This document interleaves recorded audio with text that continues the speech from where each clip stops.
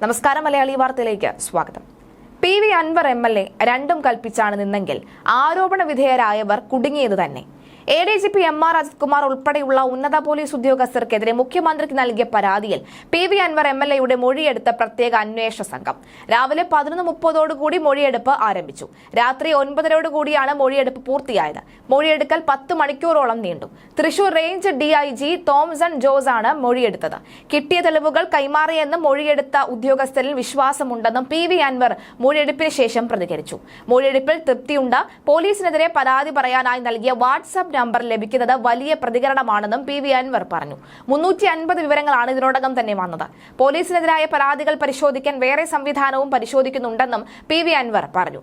P. ശശിക്കെതിരായ ആരോപണങ്ങൾ കൂടി അന്വേഷണ ഉദ്യോഗസ്ഥനെ അറിയിച്ചോ എന്ന ചോദ്യത്തിന് ശശിക്കെതിരെ ഉള്ളത് രാഷ്ട്രീയ ആരോപണമാണെന്നും പോലീസ് നോക്കുന്നത് കുറ്റകൃത്യമാണെന്നുമായിരുന്നു മറുപടി.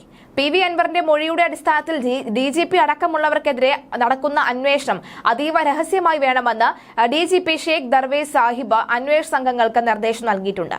അതിനിടെ അന്വേഷണ സംഘത്തിൽ ഉൾപ്പെടെ IGയും DGയും തനിക്ക് റിപ്പോർട്ട് ചെയ്യേണ്ടതില്ല എന്ന ADGP MR അജിത് കുമാറിന്റെ കത്തിൽ തുടർ നടപടികളൊന്നും വേണ്ടെന്നും DGP വ്യക്തമാക്കി.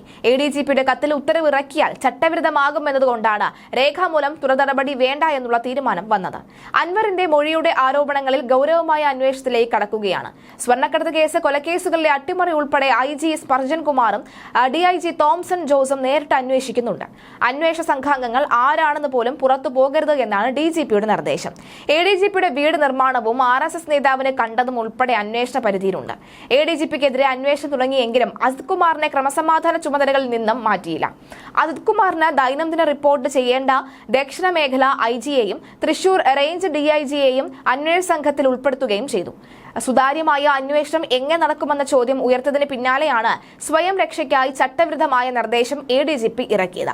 അന്വേഷണം കഴിയുന്നവരെ തന്നെ 9 ജില്ലകളിലെ ക്രമസമാധാന പ്രശ്നങ്ങൾ റിപ്പോർട്ട് ചെയ്യേണ്ട 2 ഉദ്യോഗസ്ഥരും തനിക്ക് റിപ്പോർട്ട് ചെയ്യേണ്ടതില്ല എന്നാണ് DGPക്ക് നൽകിയ കത്തിൽ വ്യക്തമാക്കിയത്. ഇത് സംബന്ധിച്ച ഉത്തരവിറക്കണം എന്നും DGPയോട് അദ്ദേഹം ആവശ്യപ്പെട്ടു.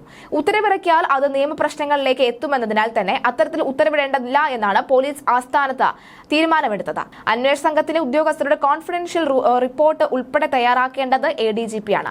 അങ്ങനെയുള്ളപ്പോൾ താൽക്കാലികമായി തനിക്ക് റിപ്പോർട്ട് ചെയ്യണമെന്ന DGPക്ക് ഉത്തരവിറക്കാൻ നിയമപരമായി സാധിക്കില്ല.